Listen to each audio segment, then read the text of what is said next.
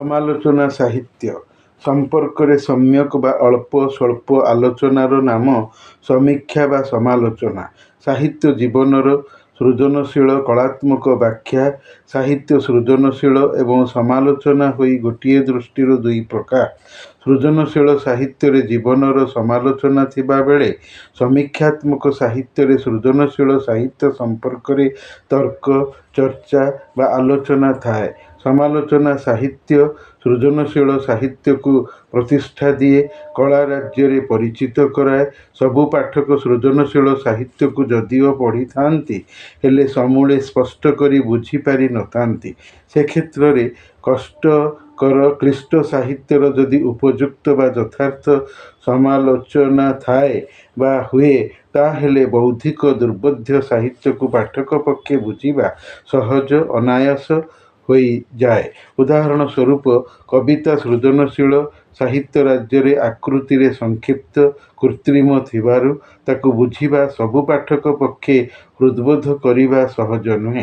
कवि गुरुप्रसाद महांतींक रचित आखिर कपत मोर, सोनार झरणा, चंपा फूल नामक कविता गुड़िक प्रकाश भंगी रे अभिव्यक्ति दृष्टि कष्टकर। आखिर कपत मोर आकाशर इस्पात देहरे बाधा पाई प्रतिदिन फेरी आसे एही पृथ्वी को, ଯେଉଁଠାରେ ତୁମେ କର ପ୍ରତିଦିନ ବିଜନ ପ୍ରତୀକ୍ଷା, ଜରା ମୃତ୍ୟୁ ବ୍ୟାଧି ପୁଣି ଜୀବନର ଅର୍ଥ ବୁଝିବାକୁ।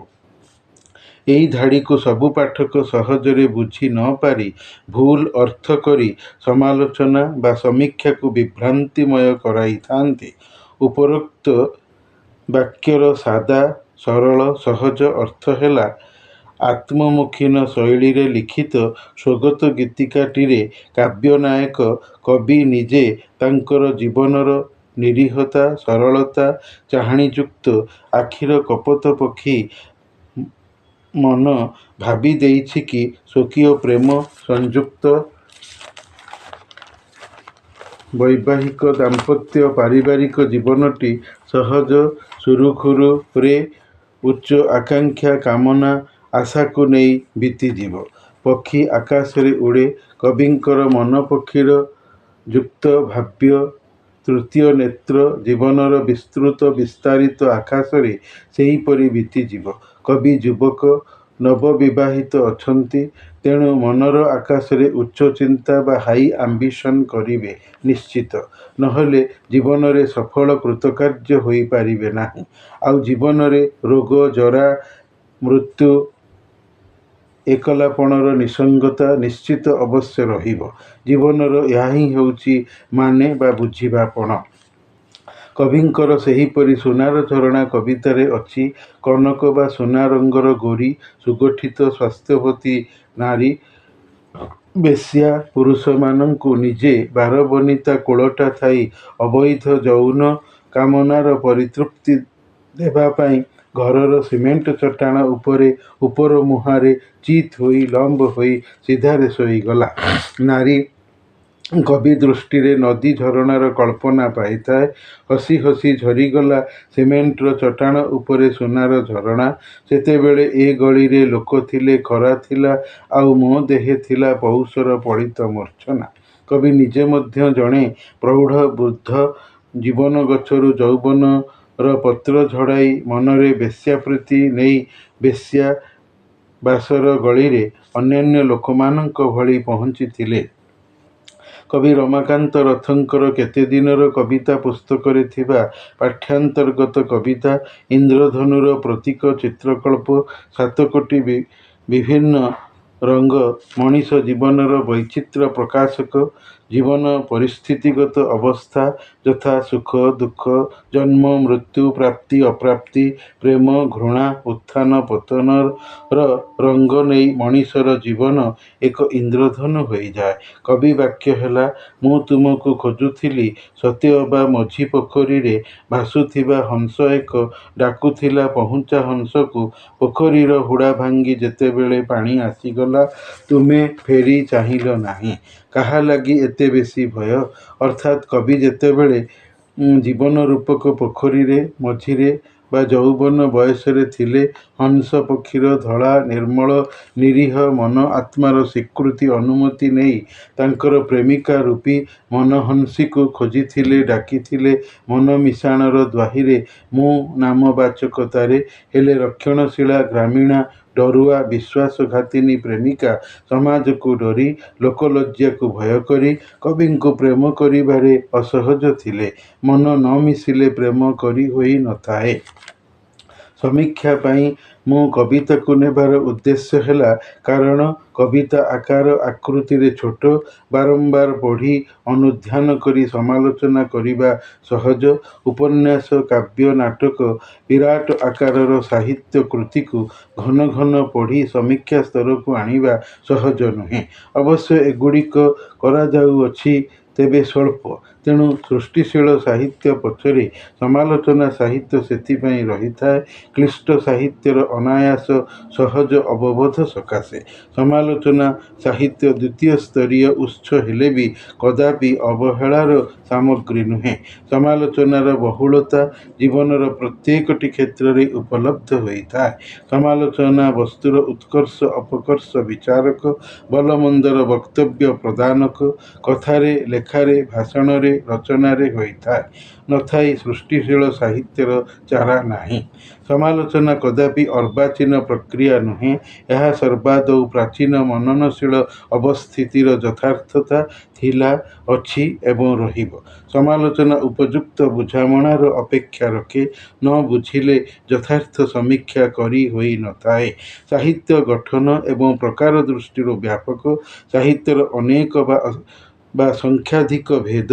ଭାଷାରେ, ସ୍ଥାନରେ, କରିବାରେ, ଭାବନାରେ, ପ୍ରକାଶରେ ସାହିତ୍ୟ ଭେଦିତ। ଭାଷାରେ ଓଡ଼ିଆ, ଇଂରାଜୀ, ହିନ୍ଦୀ, ବଙ୍ଗାଳୀ, ତେଲୁଗୁ। ସ୍ଥାନରେ ଓଡ଼ିଶାର, ବାଂଲାଦେଶର, ଆମେରିକା, ଜର୍ମାନୀର। କରିବାରେ କାବ୍ୟ, କବିତା, ଗଳ୍ପ, ଉପନ୍ୟାସ, ନାଟକ, ଏକାଙ୍କିକା। ଭାବନାରେ ସୁବୋଧ୍ୟ, ଦୁର୍ବୋଧ୍ୟ। ପ୍ରକାଶରେ, ମୁଦ୍ରଣରେ ମାତ୍ର ଲେଖାରେ ହୋଇଥାଏ। ସାହିତ୍ୟର ସବୁ ପ୍ରକାର୍ଯ୍ୟ ବା ବିଭାଗରେ ସମାଲୋଚନା ଅଛି। କିଏ କବିତାର ସମୀକ୍ଷା କରୁଛି ତ କେହି ଗଳ୍ପର, କେହି ଉପନ୍ୟାସର, କେହି ନାଟକର, କେହି ପ୍ରବନ୍ଧର। କବିତାର ସମୀକ୍ଷାକାର ହେଲେ ଓଡ଼ିଆ ପ୍ରଫେସର ନିତ୍ୟାନନ୍ଦ ଶତପଥୀ, ଗଳ୍ପର ପ୍ରଫେସର ବୈଷ୍ଣବଚରଣ ସାମଲ, ଉପନ୍ୟାସର କୃଷ୍ଣଚରଣ ବେହେରା, ପଠାଣି ପଟ୍ଟନାୟକ, ଭୋଳାନାଥ ରାଉତ। ଓଡ଼ିଆ ଉପନ୍ୟାସ ପରିଚୟ, ନାଟକର ହେମନ୍ତ କୁମାର ଦାସ, ଉପନ୍ୟାସର ପ୍ରବନ୍ଧର ବାଉରୀବନ୍ଧୁ କର, ନୃସିଂହଚରଣ ସାହୁ, ନାଟକର ନାରାୟଣ ସାହୁ, ନୀଳାଦ୍ରିଭୂଷଣ ହରିଚନ୍ଦନ। ସମାଲୋଚନାର ଐକିକ ରୂପ ଏବଂ ବହୁକ ରୂପ ଅଛି। ଅର୍ଥାତ୍ ସ୍ୱଭାବ କବି ଗଙ୍ଗାଧର ଏକ ଦୃଷ୍ଟିପାତ। ଏହା ହେଲା ଗଙ୍ଗାଧର ସାହିତ୍ୟର ବିଷୟ, ଚରିତ୍ର, ନାମ, ଭାବ, ରସ, ଅଳଙ୍କାର, କାବ୍ୟ ଏବଂ କବିତାର ସାମୂହିକ ଚର୍ଚ୍ଚା। ପୁଣି ଐକିକ ବା ଏକଦିଗୀୟ ବିତର୍କ ହେଲା ମେହେର ସାହିତ୍ୟରେ ନୀତି ଓ ନୈତିକତା, ଗଙ୍ଗାଧର ସାହିତ୍ୟରେ ଆଦର୍ଶବାଦ, ତପସ୍ୱିନୀର ପ୍ରକୃତି।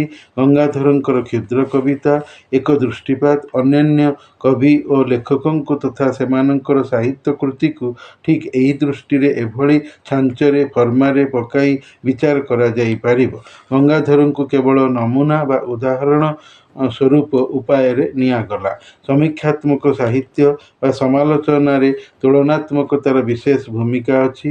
ସମଜାତୀୟ, ବିଜାତୀୟ, ସମଭାଷୀୟ, ବିଭାଷୀୟ, ସାମଞ୍ଜସ୍ୟାତ୍ମକ ଲକ୍ଷଣ ଉପାଦାନକୁ ନେଇ ତୁଳନାତ୍ମକ ସମୀକ୍ଷା ସମାଲୋଚନା ହୋଇଥାଏ। ସମାନ ଜାତୀୟ କହିଲେ କବିତାର କବିତା ସହିତ, ଗଳ୍ପର ଗଳ୍ପ ସହିତ, ବିଜାତୀୟମାନେ କବିତାର ଗଳ୍ପ ସହିତ, କାବ୍ୟର ଉପନ୍ୟାସ ସହିତ, ଇଂରାଜୀ ଭାଷାର ସାହିତ୍ୟ ସହିତ, ଓଡ଼ିଆ ଭାଷା ସାହିତ୍ୟର ଯଥା ଆଲେକଜାଣ୍ଡର ସେଲକ୍ରିକ୍ କବିତା ସହିତ, ନିର୍ବାସିତର ବିଳାପ କବିତାର ତୁଳନାତ୍ମକ ସମୀକ୍ଷା, ସେଲିମର ସ୍ୱପ୍ନ କବିତା ସହିତ, ଦି ସ୍ଲେଭ୍ସ ଡ୍ରିମ୍ ନାମକ ଇଂରାଜୀ କବିତାର, ଗୋଦାନ ଉପନ୍ୟାସ ସହିତ ଛଅମାଣ ଆଠଗୁଣ୍ଠ ଉପନ୍ୟାସର ତୁଳନାତ୍ମକ ସମୀକ୍ଷା, କାଳପୁରୁଷ ସହିତ ଦି ୱେଷ୍ଟଲ୍ୟାଣ୍ଡର ତୁଳନାତ୍ମକ ସମୀକ୍ଷା ହୋଇପାରିବ। ସମାଲୋଚନାର ରୂପ ସାଥୀ ବହିରେ ମାନେ ବା ଗାଇଡ୍ ବହିରେ ବହୁଳ ସଂଖ୍ୟାରେ ଥାଏ। ପିଲାଏ ଆଜିକାଲି ମୂଳ ପାଠ ବହି ନ କିଣି ଶ୍ରେଣୀକୁ ନ ଆସି କେବଳ ଗାଇଡ୍ ବା ସାଥୀ ବହି ପଢ଼ି ପରୀକ୍ଷାରେ କୃତିତ୍ୱର ସହିତ ପାସ୍ କରି ପକାଉଅଛନ୍ତି। ଗାଇଡ୍ ବହି ଆଜିକାଲି ବେଶୀ ଲାଭଦାୟକ ହେଉଅଛି, ବ୍ୟବସାୟିକ ମୂଲ୍ୟ ଓ ଚାହିଦା ବୃଦ୍ଧି କରୁଅଛି। ସମାଲୋଚନା ସାହିତ୍ୟ କ୍ଷେତ୍ରରେ ମୂଳପାଠ, ସାରାଂଶ, କଠିନ ଶବ୍ଦାବଳୀର ଅର୍ଥ, ପ୍ରଶ୍ନୋତ୍ତର ପ୍ରଦାନ, ସଂକ୍ଷିପ୍ତ ପ୍ରଶ୍ନ ଓ ଉତ୍ତର ଦାନ, ଏହିଭଳି ପୁଣି ସମ୍ପ୍ରତି ବହୁ ବିଷୟକୁ ଏକାଠି ଏକତ୍ରିତ କରି ଗୋଟିଏ ବହିରେ ଗ୍ରଥିତ ସ୍ଥାନିତ କରି ବଡ଼ ଆକର୍ଷଣୀୟ ମନଝଲସିଆ ମଲାଟରେ ଖୁବ୍ କମ୍ ଦାମରେ ଆଜିକାଲିର ମୂଲ୍ୟବୋଧକୁ ଦେଖି ଶିକ୍ଷାର୍ଥୀକୁ ଯୋଗାଇ ଦିଆଯାଉଅଛି। ଅତୀତରେ କିନ୍ତୁ ଏମିତି ନଥିଲା।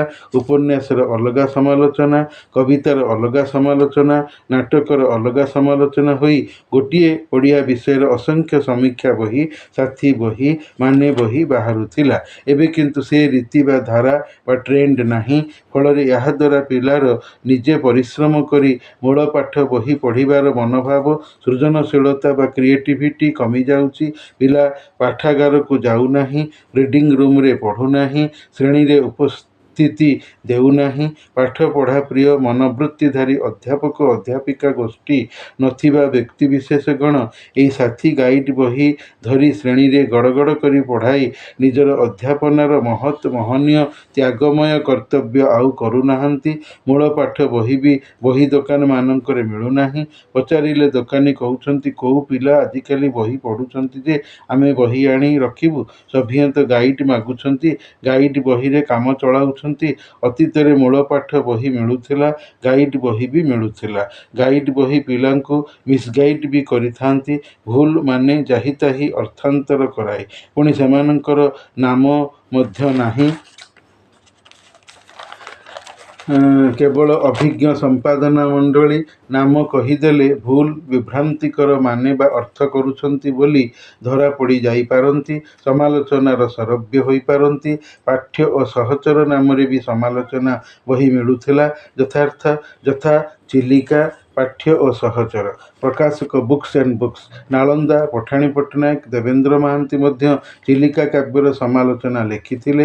ତପସ୍ୱିନୀ ଓ ମେହେର ସାହିତ୍ୟ ଅଧ୍ୟାପକ ଗୌରୀକୁମାର ବ୍ରହ୍ମା, ତପସ୍ୱିନୀ ଓ ଗଙ୍ଗାଧର ଅଧ୍ୟାପକ ଅସିତ କବି, ପ୍ରଣୟବଲ୍ଲରୀ ଓ ଗଙ୍ଗାଧର ଅସିତ କବି, ପ୍ରଣୟବଲ୍ଲରୀ ଓ ମେହେର ମାନସ ଦେବେନ୍ଦ୍ର ମହାନ୍ତି, ଯାହାକୁ ଏକଦା ଫ୍ରେଣ୍ଡସ୍ ପବ୍ଲିସର୍ସ 1981-1983 ମସିହାରେ ମୁଁ ପଢ଼ୁଥିଲା ବେଳେ ଏ ବହିଟିକୁ ଟିଟିଲାଗଡ଼ କଲେଜ ଲାଇବ୍ରେରୀରୁ ଆଣି ପଢ଼ୁଥିଲି। ଗ୍ରନ୍ଥମନ୍ଦିର ଅସିତ କବିଙ୍କର ବହି ସବୁ ଛାପିଥିଲା। ସମାଲୋଚନା କରିବାର ଧାରା ନିର୍ଦ୍ଦିଷ୍ଟ ଭାବେ ଅଛି। ଯଥା ଯୋଗୀୟ ପ୍ରବୃତ୍ତି, କବି ଲେଖକ ପରିଚୟ, କଥାବସ୍ତୁ, ପ୍ରଶ୍ନୋତ୍ତର, ସରଳାର୍ଥ ଇତ୍ୟାଦି। ତେବେ ଦେଖାଯାଇଅଛି କି ସବୁଙ୍କର ସମାଲୋଚନା ବୋଧ୍ୟ ବା ବୁଝିବା ସ୍ତରକୁ ଆସି ନଥାନ୍ତି। ଯେଉଁମାନେ ନିଜେ ବୁଝି ନଥାନ୍ତି ଭଲ କରି, ସେମାନେ ଅପରକୁ କ'ଣ ବା ସବିଶେଷ ବୁଝାଇବେ? ଅଗତ୍ୟା ଏପରି ସମାଲୋଚନା ପଠନ ସମୟର ବୃଥା ଖର୍ଚ୍ଚ, ଅପଚୟ।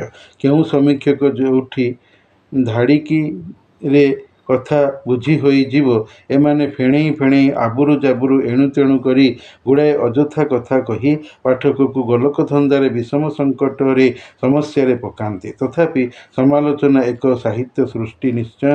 ଏହା ଭଲ ଭେଲ ଯାହା ଥାଉନା କାହିଁକି, ଶେଷ ଲକ୍ଷ୍ୟ ବୁଝିବା ପ୍ରୟାସୀ ପ୍ରଦାନକାରୀ ପ୍ରକ୍ରିୟା। ଏହା ନଥିଲେ ସାଧାରଣ ପାଠକର ବ୍ୟାଣ୍ଡ ବାଜି ଯାଇପାରେ।